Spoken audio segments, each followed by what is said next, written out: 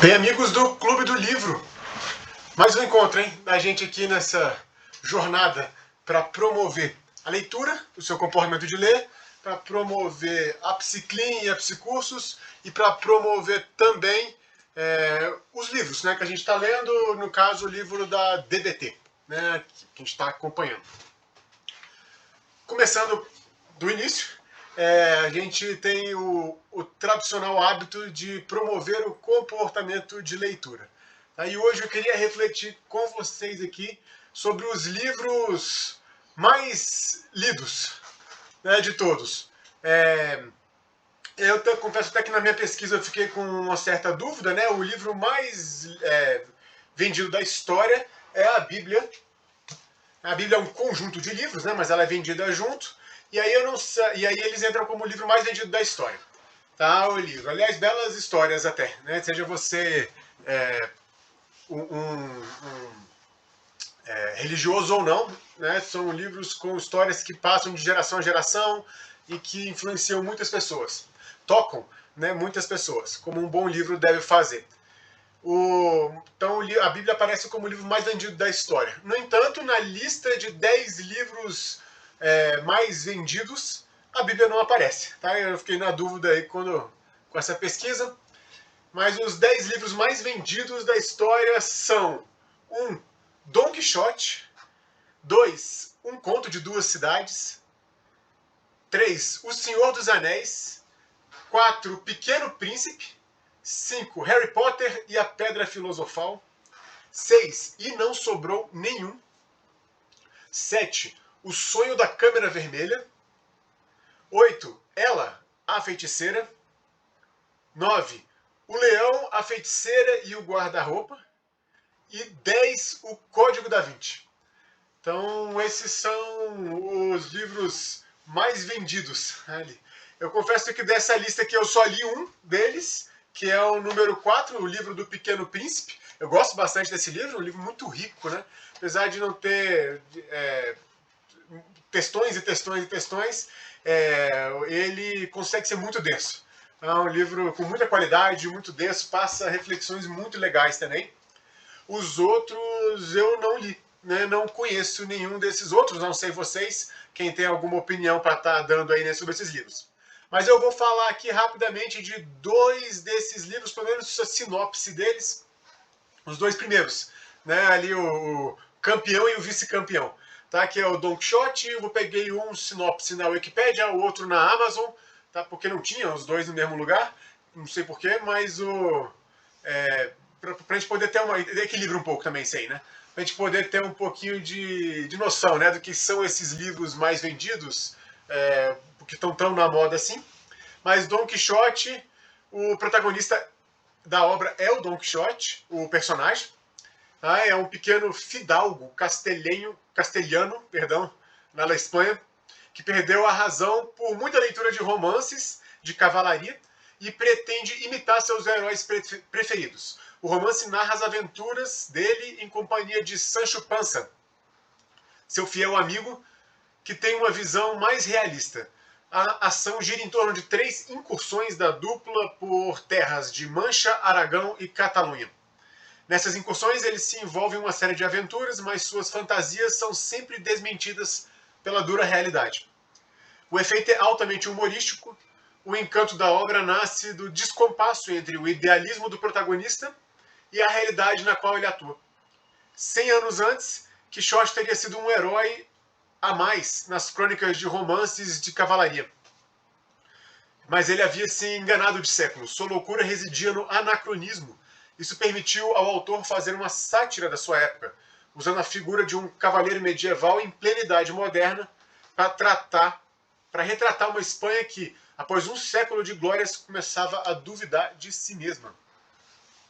Olha aí, a Verônica leu 2, né, deles, O Pequeno Príncipe e o Código da Vinci. É o número 2 dessa lista aqui, né, que tem dos mais vendidos. Número 2 é Um Conto de Duas Cidades, do Charles Dickens. Tá? E aqui, o sinopse do livro, então, é a seguinte. Dickens embarca aqui em uma emocionante pintura da Revolução Francesa. A peculiaridade desse romance começa na condição indissociável da escrita de Charles Dickens é, obviamente, com um olhar estrangeiro e não raro antagônico de um inglês que lhe dá vazão à sua trama. O autor evita o posicionamento político, centrando a narrativa nas observações de cunho social e no impacto individual que aquele processo impingiu às pessoas de todas as camadas. O aristocrata, o burguês, o camponês, o malandro, o vagabundo, estão todos ali.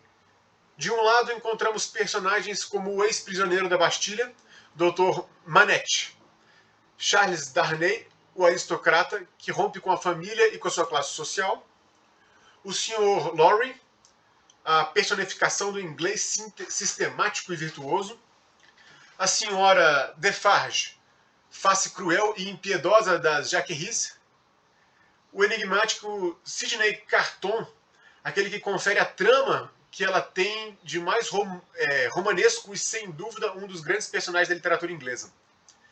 Todos eles de personalidades marcantes e, sem dúvida, um dos grandes... Não, peraí.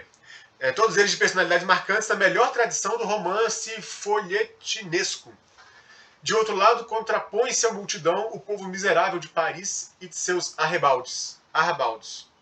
Ora animalizado na pobreza a qual os empurrou uma voraz aristocracia, ora plateia ensandecida do espetáculo dantesco de La Guillotine.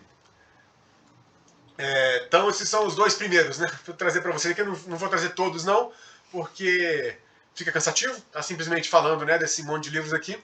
Mas para a gente ter uma ideia, né, do que é esses dois aí. O número 3, O Senhor dos Anéis, eu apesar de gostar da inspiração, da ideia, né, dele, o poder é uma inspiração que ele tem que o autor tem no Sócrates, né, quando ele narra o Anel de Giges, que é o anel mais poderoso, o anel que conferia o maior poder de todos ao seu portador, que é o poder de ficar invisível. E quem portasse esse anel poderia escapar das consequências dos seus comportamentos, porque você pode aprontar e não ser punido por isso, já que você está invisível.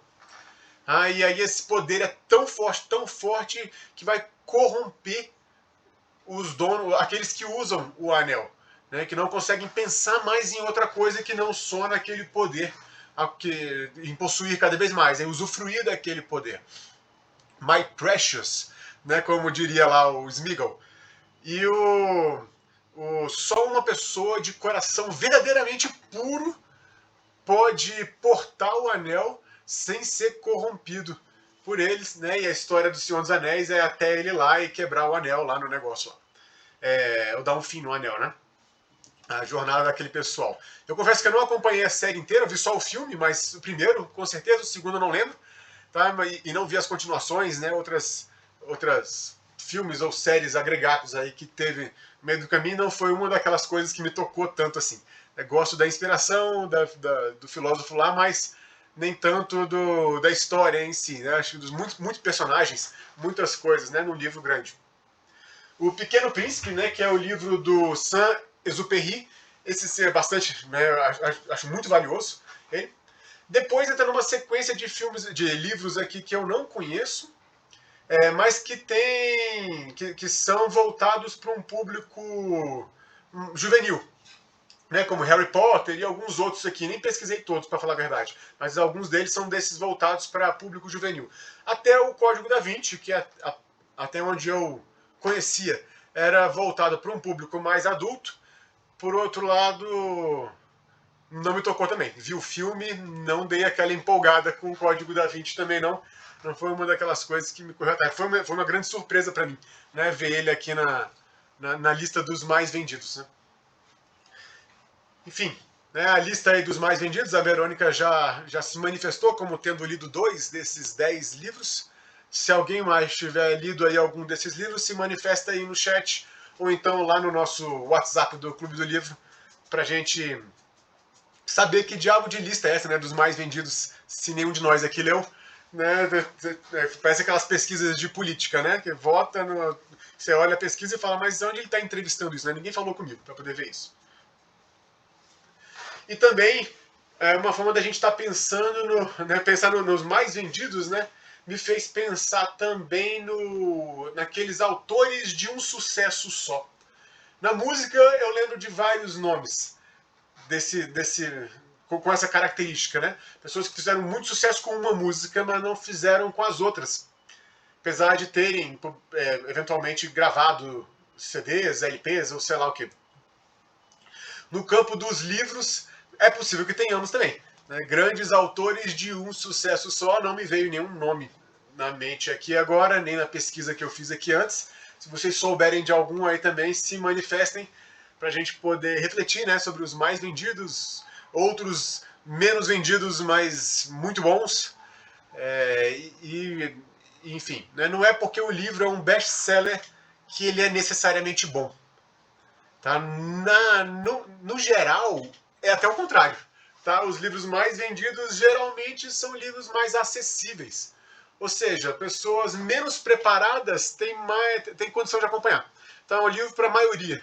Tá? Não necessariamente é o livro mais profundo, né? Mais agradável, mais, né, enfim, interessante, né, de estar adquirindo aquele conhecimento específico ali.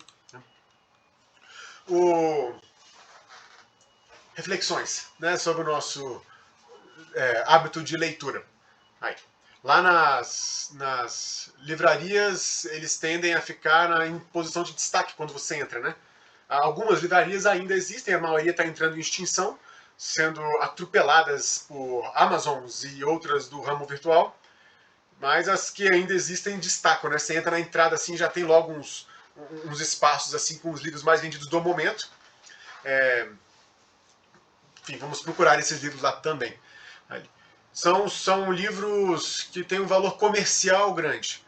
Eles são muito interessantes, né, do ponto de vista da publicação, mas o livro ele não deve ser apenas visto como uma coisa de consumo. A livraria com certeza vai ver dessa forma. Mas o leitor ele deve pensar o livro muito mais no sentido daquilo que toca ele. E não daquilo que está na moda, né, ou é vendido aos montes. Tá?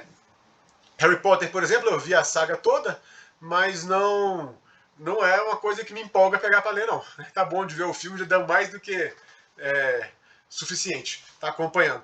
Tá lá no filme, né? Vou gastar meu tempo de leitura com outras coisas.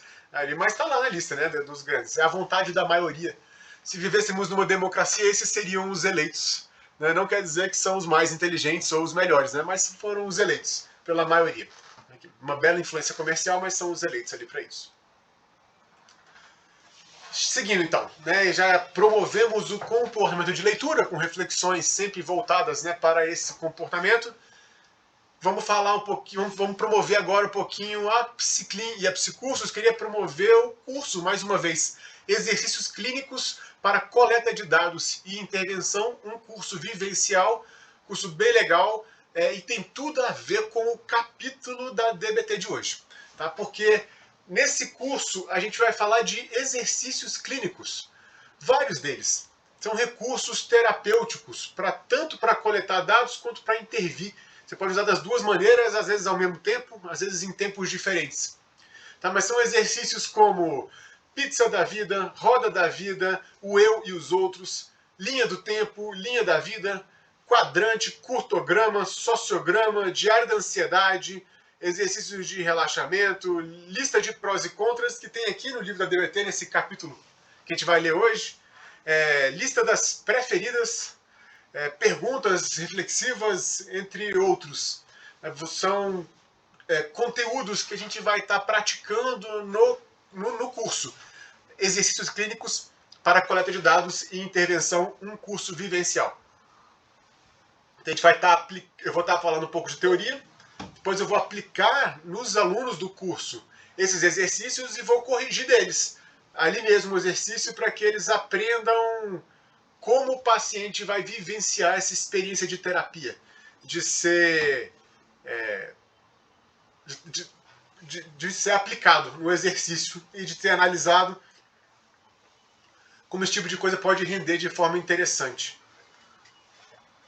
Então, a ideia é deixar a gente resourceful, cheio de recursos, tá? Cheio de estratégias e de técnicas, né? Porque não existe um recurso perfeito. Não existe fórmula de sucesso, chave né, infalível, plano infalível, essas coisas assim não existem. Se alguém falar isso para vocês, corre, ele quer seu dinheiro. O que existe são recursos, e você precisa dominar esses recursos. Aí sim você vai ser um psicólogo cheio das técnicas, né, e das manhas, para poder estar caminhando independente do caso, evoluindo, tendo sempre alguma estratégia, né, para você estar ali enriquecendo suas coisas. Então, promovemos o comportamento de leitura com essa reflexão e promovemos a Psicursos com o curso vivencial da gente. Se matricula, aguardo vocês na última quarta-feira do mês, nosso primeiro encontro aqui desse curso. Vamos lá, capítulo novo aqui da DBT, Estratégias de Mudança. É o capítulo de hoje, capítulo 3. É o primeiro dos 3 conjuntos de estratégias nucleares de mudança, tá? Da DBT. São estratégias que a DBT tem. Então são 3 capítulos. O de hoje e os próximos 2 encontros, cada um vai ser um capítulo, vão trabalhar essas devidas estratégias da DBT. A autora continua bem didática, tanto na hora de colocar as técnicas dela, quanto na forma de exemplificar, de ilustrar como ela está funcionando ali. Todas essas técnicas, ela vai listar várias. Tá? Em nenhuma delas, algumas, a informação já ajuda a gente a estar praticando, ou tentando pelo menos praticar, no nosso cotidiano clínico, essas técnicas. Tá? Outras técnicas vai exigir um pouco mais de estudo. Outros livros, uma formação, supervisão, tá? Entre outras estratégias para que você possa assimilar, cursos, né, também, tá? Para que você possa assimilar esse repertório e poder, de fato, estar enriquecendo as terapias, né, das pessoas. Então, todas essas técnicas são embasadas pelo behaviorismo radical do Skinner. Tá? São os princípios de reforço, generalização, contingências, condicionamentos, entre outros, público e privado, aquelas coisas, todos esses conceitos que vão estar embasando essas técnicas. Tá? As técnicas em si não são necessariamente exclusivas, nem do ponto de vista da fundação da técnica, do lançamento dela, nem do ponto de vista do uso cotidiano, não é exclusivo do behaviorismo radical. Qualquer um pode pegar, assim como os exercícios clínicos, várias pessoas podem pegar para fazer esse tipo de coisa. Tá cheio de coach usando essas técnicas aí. Então, mas a gente tem uma condição diferenciada de estar entendendo e se aproveitando da técnica, justamente por conta do conhecimento no behaviorismo radical, que embasa a leitura e a análise dessas técnicas todas. Tá? Então aqui ela vai trazer estratégias realizadas para ajudar o paciente a realizar as mudanças desejadas. São elas estratégias de automonitoramento, análise comportamental, análise de soluções, estratégias dialéticas e de orientação, procedimentos de treinamento de habilidades, disposição, de manejo de contingências e reestruturação cognitiva. Então ela vai destrinchar, né, de uma a uma essas técnicas aí, ilustrando recursos em momentos variados que você pode ter na terapia. Como eu falei, o importante é ter recursos, no plural. Dependendo do momento, da análise, do caso, você fala, agora eu vou usar esse, agora eu vou usar aquele, né? Eu entendo que vai ser melhor, né, pensar dessa forma aqui, o desenvolvimento do caso.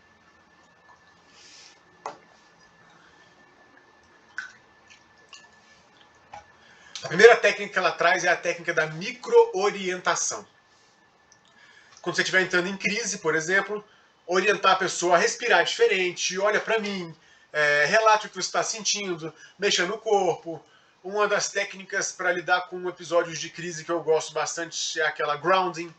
Eu peço para a pessoa falar para mim, naquele exato momento, 5 coisas que ela está vendo naquele momento ali, se ela está no consultório comigo. Seriam 5 coisas que estão aqui acontecendo aqui, ou se ela está no ambiente virtual dela, 5 coisas que ela vê lá, 4 coisas que ela pode tocar, 3 coisas que ela pode cheirar, sentir cheiro de 3 coisas diferentes, 2 coisas que ela pode ouvir, né, e 1 coisa que ela pode degustar. Tá? 5, 4, 3, 2, 1. A ideia é quebrar o controle de contingências de crise, né, que a pessoa fica pensando, quero morrer, quero usar droga, ou qualquer coisa desse tipo. Focar nas contingências do mundo real. Depois a gente volta para poder falar do assunto que a gente estava falando antes. Que a pessoa busca essa saída, né, suicídio, ou drogas, ou outras coisas, como uma forma de regular as emoções. Então, é importante que a gente quebre esse controle de contingências. E aí a gente pode estar orientando ela. Essas estratégias de micro-orientação, como se portar naquele instante, naquele momento, principalmente regulação emocional. Outra estratégia são as estratégias didáticas, psicoeducação para paciente e para a rede de apoio. Tá? Sobre ansiedade, depressão, desregulação emocional, droga, suicídio, autolesão, entre outros casos, tanto para o paciente como para a rede de apoio. Essa psicoeducação é muito importante. Que ele tenha conhecimento, compreensão das variáveis que influenciam o comportamento e do porquê que as técnicas para intervir nesse quadro são aquelas que a gente está orientando. Então, um pouco de psicoeducação é bem apropriado para isso. Quando a pessoa está se autolesionando, né, a gente vai trabalhando essa psicoeducação e vai explorando o que você estava querendo comunicar com as pessoas quando você se lesiona dessa forma. Quando alguém vê, o que você acha que vai ser o impacto nela, qual o impacto que você gostaria que tivesse nelas. Para trabalhar com a rede de apoio também, eu chamo as pessoas e falo, por que o seu parente lá, que é meu paciente, se autolesiona? O que você acha que ele está querendo comunicar com isso? Que angústia é essa que ele está comunicando? Qual é a dificuldade? Qual é o aversivo que ele está vivendo naquele momento? Como é que ele poderia comunicar isso de outra forma? Que não dessa maneira, mas também eficiente. Ou seja, que mobilize as pessoas e consiga se fazer ouvir. Tá? E podemos ir trabalhando nesse sentido. Ele traz na sequência, traz na sequência estratégias de comprometimento. E aí algumas aqui que vão sempre estar explorando essa ambivalência, mudança, falta de motivação. Eu quero mudar, vai ser muito bom, eu vou parar de procrastinar, eu vou fazer e acontecer, eu vou ter abdômen de quadradinhos, eu vou ler muitos livros, vou fazer muitas coisas. Ao mesmo tempo, essa dialética, falta de motivação. Ai, que preguiça, cansaço, tá muito quente, tá muito frio, o Instagram, uma mensagem, alguma coisa assim. Essas estratégias de comprometimento, elas vão explorar esse conflito. Temos várias técnicas que podem ser pensadas ali para isso. Uma delas, que a gente trabalha lá no curso Exercícios Clínicos de Coleta de Dados e Intervenção, é a lista de prós e contras. Técnica simples, mas que tem uma importância interessante para ajudar a pessoa a organizar as ideias e favorecer uma tomada de decisão mais eficiente.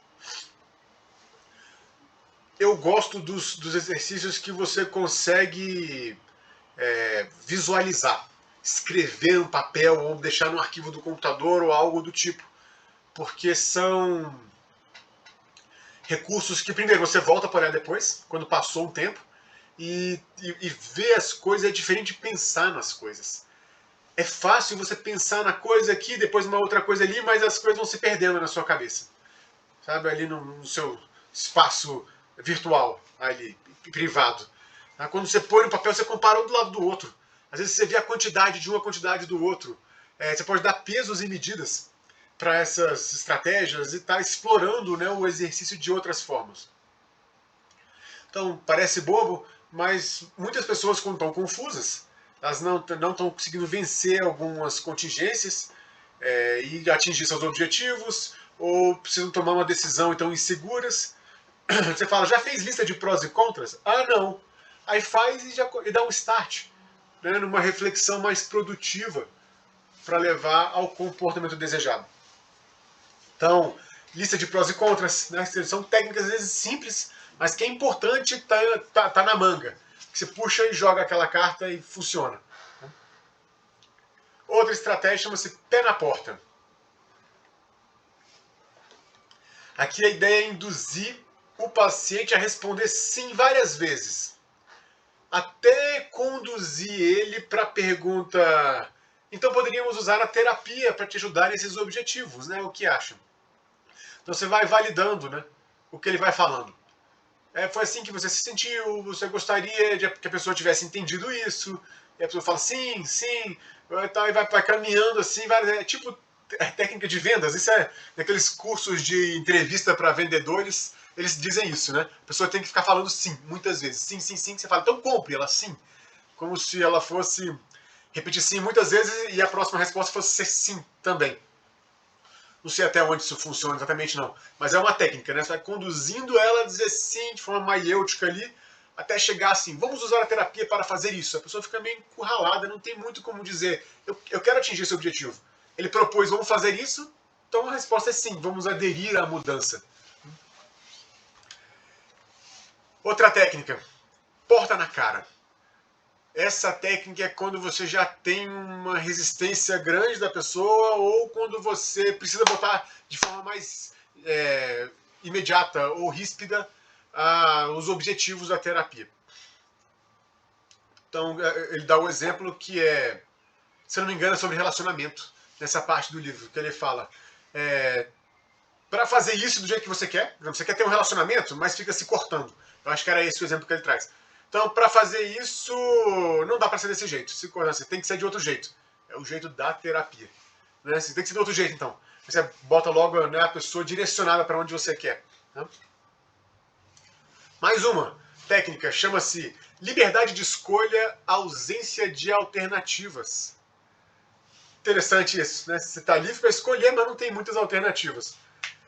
Nessa técnica, o terapeuta respeita a escolha do paciente, independente de qual seja, sem julgar ou controlar, ou influenciar, ou esse tipo de coisa. Apenas pontuando consequências que as suas decisões vão estar gerando. Essa técnica eu considero aquele famoso tamo junto. Tá? Tamo junto. Então você vai analisando junto a pessoa e a pessoa fala, então eu vou fazer isso. Vai lá, tamo junto. Se der merda, tamo junto aqui. Né? Volta pra terapia e a gente continua trabalhando as coisas. Então chama liberdade de escolha, ausência de alternativas. Você, acompanhando a pessoa nas decisões erradas, você consegue sensibilizar ela ou refletir sobre certas contingências, né, que deram errado ali e conduzindo a sequência para decisões mais construtivas. É importante estar acompanhando as pessoas também nesses momentos. Mais uma técnica dessas para avaliar comprometimento. Associar compromissos anteriores aos compromissos atuais. Nessa técnica a gente vai, por exemplo, né, para a pessoa firma o compromisso no momento. Eu quero melhorar, eu quero estudar muito, eu quero passar em vestibular, em concurso, em pós-graduação, nas coisas e tirar onda no clube do livro, lendo todos os livros. Né? Então, ela firma o compromisso no momento. Mas em outros momentos, ela entra em contato com outras contingências. Séries novas no Netflix, posts de pessoas esteticamente privilegiadas no Instagram, dá vontade de ficar lá acompanhando aquelas pessoas bonitas. Ou preguiça ou outras coisas assim. E aí ela fica em conflito. Então nessa técnica você vai estar associando compromissos anteriores aos compromissos atuais. Tem 2 exercícios no curso vivencial que vão bem nessa linha. Aqui é uma das funções que eu uso nesses exercícios é essa, de associar compromissos anteriores aos atuais. Chamam-se linha do tempo e linha da vida. São bem utilizados para destacar mudanças e contingências envolvidas. Além de estar firmando uma análise, você precisa se comprometer com mais tempo, por mais tempo com a mudança, para que de fato as coisas consigam engrenar e evoluir. Mais 2 técnicas dessas para mudança, para comprometimento, são advogado do diabo e modelagem. Advogado do diabo, você vai sustentar o terapeuta, você é o terapeuta vai sustentar contra a mudança para estimular o paciente a pensar melhor as barreiras e as preocupações que estão bloqueando ele. Então você não vai simplesmente reforçar porque ele decidiu aquilo. Tá? Você vai advogar contra, advogado do diabo. Você vai advogar contra e a pessoa, não, mas é isso que eu quero, não, mas eu vou fazer. Tá? Aí você vai testando o nível de comprometimento dela. A ideia é refletir, modelar, ensinar junto com ela essa persistência, essa insistência, o compromisso de fato. E por último, a modelagem, a gente vai evoluindo na relação com o ambiente. Ou seja, se comportando melhor à medida em que você vai se expondo às contingências, gradativamente, com o auxílio da terapia. Então, tá aí um conjunto de técnicas que ela coloca. Nesse livro, algumas das técnicas não tem passo a passo, né? Como no curso eu estou fazendo, né? Passo a passo, faça isso, depois aquilo, depois a gente vai analisar assim.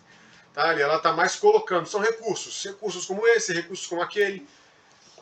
Então você pode, alguns desses recursos você já pode fazer, outros você vai estar assimilando, né? Que outros você ainda precisa de um pouco mais de investimento para estar internalizando, né? Usando uma linguagem mentalista. Ele internalizando, né, esse repertório aí.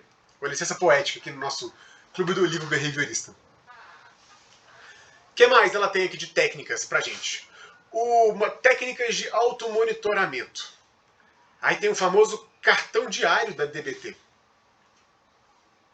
Nesse cartão, nessas técnicas de monitoramento, a ideia é monitorar e praticar habilidades DBT. De um lado, você vai registrar as habilidades DBT que você teve ao longo de cada dia. E do outro lado, você vai registrar alvos primários, impulsos e atos suicidas ou autolesivos. Você vai registrar do outro lado. Toda a sessão vai iniciar com a análise desse cartão da DBT. Então, também já está ficando uma referência interessante, né? O cartão diário da DBT. No curso vivencial, no curso vivencial eu trago outros recursos de monitoramento. Diário da ansiedade e alguns outros ainda que a gente pode estar usando. Pensando outras maneiras de estar enriquecendo exercícios parecidos. Tá? O próprio Pizza da Vida e o Roda da Realização, eles têm muita semelhança. Mas eu trago os dois exercícios no curso justamente para que você possa sentir qual dos dois você vai estar usando, ou pelo menos priorizando na aplicação com o seu paciente. Então é importante conhecer todos eles. Lá também a gente analisa, a gente conversa um pouco sobre o que fazer quando as pessoas não registram o dever de casa delas, né, desse automonitoramento, como pensar alguns comportamentos envolvidos nesses processos de estratégicos da DBT. O que mais? Análise em cadeia comportamental e estratégia de insight. Sempre que o paciente apresentar um comportamento-alvo, a gente vai fazer aquela análise em cadeia comportamental. Vocês estão lembrados? A gente conversou sobre elas no outro capítulo recentemente. Deixa eu abrir aqui para poder... Aqui, né, análise em cadeia comportamental. Esse monte de bolinhas descendo da crise até as outras opções. Deixa eu pegar aqui o cartão da DBT. Deixa eu ver se eles têm aqui esse cartão. Olha aqui, ó. De um lado, né, as habilidades DBT, esse aqui. Do outro lado, os comportamentos-alvo. Aquele monte de coluna e de linha, né, e tal. O cientista adora esse tipo de coisa. Nem sempre os pacientes gostam de visualizar as coisas assim. Alguns rendem bem, outros não. Por isso que é importante ter mais recursos. Porque se o paciente não rendeu bem no exercício, a culpa não é do paciente. A gente que tem que ir atrás de outros recursos que encaixem, né, bem ali naquele momento. Análise de soluções. Então, que interessante essa técnica.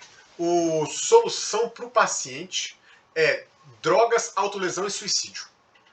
Tá? Ele está desregulando emocionalmente. São casos DBT, né? Os casos mais graves. Então, eles estão desregulando emocionalmente. Então, drogas, autolesão e tentativas de suicídio são formas de regular as emoções. Eles saem do estado de crise, se colocando em grande risco, esse é o problema, mas eles saem do estado de crise, que é um estado insuportável. Insuportável não porque eles suportam, no final das contas, mas é muito desagradável aquele estado. Então, a gente precisa construir análises de soluções alternativas a essas que ele já tem. Não é só uma solução emocional contra a desregulação, mas em outras áreas da vida também, em outros tipos de treinamento, que envolvam psicoeducação, habilidades sociais e outras ainda mais. Né? Então, se cortar ajuda na regulação emocional, mas não ajuda a conquistar um relacionamento afetivo, por exemplo. Tende a atrapalhar, normalmente. Então, você precisa de alternativas para essa solução sua. Não treinar tanto a regulação emocional, como treinar mais habilidades sociais, para que você possa estar alcançando seu objetivo de conquistar um relacionamento. Kelly Corner, ela traz o caso Michael nesse capítulo da DBT, capítulo 3, onde o terapeuta combina com o paciente que o terapeuta vai telefonar para o paciente para servir de despertador. É um paciente que tem muita dificuldade de sair da cama, né, um quadro depressivo daqueles que fica na cama procrastinando e não avança, né, ali. Então o terapeuta combina isso, tá, de poder ligar para a pessoa para poder fazer isso. Então ele tem que levantar para poder atender o telefone, ele atende, tá de pé mesmo, a tendência era ficar em pé. Aumenta a chance de sair da cama, né, quando você acorda para atender alguma coisa. Mas o paciente, ele assume, com uma certa dose de vergonha, que ele levantou, atendeu o telefone da terapeuta, desligou, dizendo que estava tudo bem e voltou para a cama. E perdeu o dia lá na cama. E essa vergonha deles conversando é um ponto-chave, né, para analisar. A terapeuta combate o ciclo de invalidações que ele vai se colocando. Eu não tenho jeito, não vai dar certo, eu estou te envergonhando, eu combinei com você e não cumpri, e tal, aquelas coisas assim. E promove regulação emocional. Tudo isso por telefone, gente. Essa é uma postura da DBT, que é prestar esse auxílio, né, telefônico. Eu tenho algumas diferenças com relação a como eu me comporto assim no contato extra-consultório. Me coloco à disposição, sim, das pessoas. Os contatos telefônicos são muito objetivos, que é sair da crise e marcar outra sessão. Então, isso sim, combater o ciclo de invalidação e promover regulação emocional, beleza, bom, né, bem alinhado comigo até aí. E a gente vai bloqueando a esquiva da pessoa até ela firmar estratégias, né, que continuem tentando. Mas eu, por exemplo, não combinaria de ligar para alguém para a pessoa acordar. Primeiro porque eu já tenho minha dificuldade de acordar. Eu sofro de acordônia. Eu uso 4 despertadores. E é muito comum sair de casa sem tomar café da manhã porque eu perdi a hora de manhã. Eu tenho que sair correndo para chegar na hora, né, no consultório ou em algum outro lugar. Então eu já teria dificuldade de fazer isso. Né, estar ligando para os outros para acordar. Então já não é algo que eu combinaria ali para os outros. Eu até oriento no curso de suicídio que está saindo o ano que vem, no primeiro semestre do ano que vem, se tudo der certo. O curso de suicídio, eu discuto várias estratégias para esse tipo de situação, de contato extraconsultório com os pacientes. Como é que a gente pode fazer, como preparar o paciente. Eu me coloco à disposição, mas eu sempre deixo claro de que eu posso não atender, por vários motivos diferentes. Então é importante que ele tenha outros contatos na sequência. Psiquiatra, rede de apoio, CVV e outros também, para que ele não se coloque em risco de maneira nenhuma. Eu posso não atender por muitos motivos. Um, porque eu estou trabalhando, outro, porque eu estou dormindo, né, e meu celular não faz barulho de noite, e mesmo se fizesse, eu não acordo mesmo, tenho um sono muito pesado. Eu posso estar bebendo numa confraternização. Se a pessoa me liga ou tem crise, eu não estou numa condição adequada para poder estar prestando um suporte. Então é importante que ela tenha outros recursos. A Linehan, a fundadora da DBT, ela é monja, né? Talvez ela não faça algumas coisas, assim como consumir álcool, nem sei, mas e ela se coloca muito à disposição dos outros. Para isso, tem uma importância boa, mas também a gente tem que montar outras estratégias, né, para proteger a nossa vida pessoal também. No caso, na autora, ela vai discutindo com esse Michael de que ele tem que continuar tentando sim, se acordar, se manter fora da cama e fazer as coisas. E a solução que eles chegaram foi: você vai comprar uma máquina automática de café. Aí você programa o café antes de dormir, naquele horário. Quando tocar o despertador, que você levantar para desligar, vai estar cheirando o café já ali. Então você vai lá e toma um café e aí você se mantém mais fora da cama já o tempo suficiente para engrenar no dia, ao invés de voltar para a cama e acabar desperdiçando o seu dia. Depois do caso Michael, a Corner traz procedimentos de mudança da TCC, da terapia cognitivo-comportamental, que são usadas na DBT. Entre elas, déficit de habilidades, resposta emocional problemática, contingências problemáticas e processos cognitivos problemáticos. E aí tem treinamento para regular emoções, para tolerar o mal-estar, para responder habilmente ao conflito interpessoal e para observar, descrever e participar sem julgar, com mindfulness. Todos esses treinamentos e técnicas, eles são utilizados na DBT tanto nas aulas de treinamento quanto nas terapias individuais. Lembrando que DBT é um pacotão, né? O negócio completão aqui mesmo é um pacotão. Tem aula de treinamento com um profissional e tem as terapias individuais, onde o psicólogo também vai estar recorrendo àquilo que é ensinado na aula de treinamento para ajudar a pessoa a evoluir na regulação emocional, na gestão dos conflitos e nas interações. Então, o pacote inteiro envolve também essa aula de treinamento, né? Que um modelo mais parecido com o de clínicas de internação, por exemplo, onde a pessoa tem grupos de apoio, grupos de treinamento, terapia individual, psiquiatra, entre outras coisas assim, atividades artísticas, esportivas, né, entre outras. Mas tanto no treinamento quanto na terapia individual, role and play, com feedback detalhado e honesto, você vai refinando habilidades da pessoa, né, e promovendo uma intervenção. Aqui na página, deixa eu abrir aqui que eu marquei, para ler essa intervenção assim que eu achei interessante.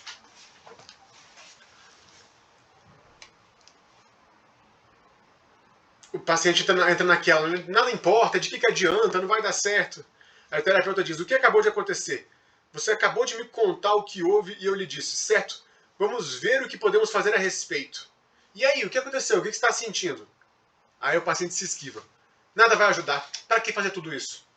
Terapeuta, esse é o ponto. O que você está sentindo é o ponto. O cliente faz um silêncio. O terapeuta aguarda. Aí o cliente diz: eu não sei. Aí o terapeuta vai insistindo, ele modelando. Meu palpite é desesperança e medo. Um pouco de cansaço e opressão também. Aí o paciente faz silêncio. O terapeuta continua. Ouça, é uma questão de vida ou morte. E ele se inclina para frente, né? Calmo, mas intenso. É isso a que se resume em todas as suas crises. Não se trata apenas de compulsão ou purgação, mas de você querer se matar. Você precisa encontrar um jeito de ficar ativo aqui e ativa aqui e participativa da conversa para que a gente possa descobrir uma solução. E aí continua. Pensa por um minuto. E se eu disser, vamos fazer algo sobre isso? O que você sente? Não vale a pena. Não vale a pena. Você parece muito triste quando diz isso. Seu maxilar endurece com resignação. Estou certo? Sim. Terapeuta, se você está sentindo assim e está tentando evitar a purgação e desistência, o que é preciso fazer? A gente continua induzindo ele, sabe? A pensar de forma a solucionar criativamente as coisas. Até que ele finalmente disse: eu teria que me sentir bem comigo mesma. E com tudo e como se tudo isso valesse a pena. Terapeuta, certo? E o que faz valer a pena? O que faz você se sentir bem? Eu não sei, de novo. Terapeuta, veja, você precisa encontrar alguma coisa. Algo que seja verdadeiro, genuíno. Algo em que você realmente acredite. Quando você chega a esse ponto, precisa ser capaz de encontrar algo com o que se sentir bem. Você conhece a habilidade da mente sábia? Não, não é? Respira fundo, pergunta a si mesmo, como é que eu posso me sentir bem? Ouça a sua resposta. Não invente uma, apenas ouça a sua resposta. Né? Então, exemplos interessantes, né, para poder explicar como é que é esse bate-boca ali na sessão, tentando bloquear as crises, né, do paciente. Outras formas de pensar esses treinamentos, né, que são com procedimentos de exposição, onde a gente vai identificando gatilhos e gradativamente aprendendo a enfrentar os aversivos. Também procedimento de manejo de contingências. E aí a autora até alerta para ter cuidado com esse ponto aqui. Mas a lógica é a seguinte: o paciente pode associar crise com mais atenção e mais terapia. Então a ideia é a gente não associar diretamente isso. Para que a gente não associe, a gente tem que estar fazendo modelagem diferencial. Tá? E a DBT traz duas regrinhas. Também podemos aprofundar, vamos aprofundar com certeza no curso de suicídio, né, porque aqui não vai dar tempo de aprofundar tanto. Mas duas regrinhas, né, que a gente pensar com cuidado essa não associação. Uma regra é a das 24 horas. Por exemplo, o combinado é não se automutilar. Se o paciente se automutilar, o terapeuta não vai aumentar o contato terapêutico nas próximas 24 horas. Se tiver alguma sessão marcada, ele vai fazer a sessão. Mas se não tiver sessão marcada, deixa para depois de amanhã. Amanhã não vai dar para fazer sessão mais. Então, se o contato com a terapia é motivador, na luta para a saúde mental, ele tem que ser associado com algo a se fazer antes de se automutilar, e não depois de se automutilar. No terceiro dia em diante, nas clínicas de internação, para casos de risco de vida, a automutilação resulta no aumento da medicação psiquiátrica. A pessoa geralmente fica dopada, e isso inviabiliza a sessão terapêutica. Fica difícil de raciocinar, de falar, né, de manter, às vezes, acordado durante muito tempo. Então, inviabiliza. No terceiro dia em diante, a medicação começa, ou a pessoa acostuma com aquela medicação, ou o psiquiatra já dá uma primeira diminuída na medicação, e a gente pode ter as primeiras sessões de terapia. Então, essa regra de 24 horas, dentro lá das clínicas, elas acabam funcionando sem as pessoas planejarem necessariamente, justamente por isso. Né, que as pessoas acabam aumentando a medicação, porque a pessoa entrou em crise, se automutilou, e isso vai postergar o contato com o terapeuta. A outra é a regra das 4 faltas. A inassiduidade prejudica muito a terapia. 4 faltas consecutivas é a regra da DBT. Já trabalhei em lugares diferentes, que tem outros tipos de 2 faltas consecutivas não justificadas já é suficiente. Aqui são 4 faltas consecutivas, independente de justificar ou não. Tanto na terapia individual, quanto no grupo de treinamento.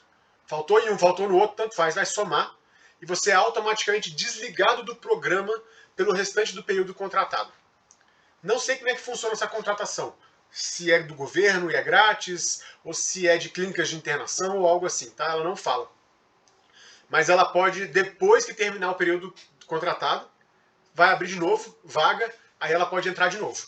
Mas naquele período ela é desligada justamente para você associar, não associar a crise com um ganho secundário de mais atenção e mais acolhimento da terapia. 2 regrinhas polêmicas, né? Você deve usar elas com sabedoria. Tá? Justamente porque a ideia é não deixar ninguém desamparado na hora da crise. Né? Ela também propõe usar contingências naturais da relação terapêutica, estilo FAP. Colocar alguns desagrados ou algumas coisas de forma espontânea e autêntica para modelar o comportamento do paciente que está se automutilando ou caminhando mal ali. E a última técnica que ela traz é a de modificação cognitiva. Nessa técnica a gente vai combater certas crenças. Tá? Esse próprio exercício da mente sábia é um que ela destaca. O que a mente sábia pensaria? Tá? Essa é a crença em que eu acredito nos momentos mais sábios. Quando você está bem, cara, de saúde mental, de cabeça, você pensa que a vida vale a pena. E que alguns comportamentos são importantes. Evitar a crise, e aí investir nos estudos, no trabalho, nos relacionamentos e tal. Quando você entra em crise, você começa a pensar o contrário. Isso não vale a pena, não vai dar certo nisso, né, e tal. Então, mente sábia. nos momentos de sabedoria, você pensaria assim? Não, você está em crise. Então, assim, vamos se comportar diferente. Vamos verificar os fatos. Vamos pensar nas contingências. Buscar apoio para poder lidar com isso de forma mais eficiente. Esse é o primeiro conjunto, primeiro dos 3 conjuntos de estratégias nucleares da DBT. Próximo capítulo é o dos princípios e estratégias de avaliação. Ele fala muito de validação também nesse capítulo. Aguardo vocês semana que vem para promover o capítulo 4 da FAP, para promover a Psiclean e a Psicursos e para promover também o comportamento de leitura. Beijo, tchau, gente. Valeu. Até a próxima. Guardo comentários de vocês aí. Fui.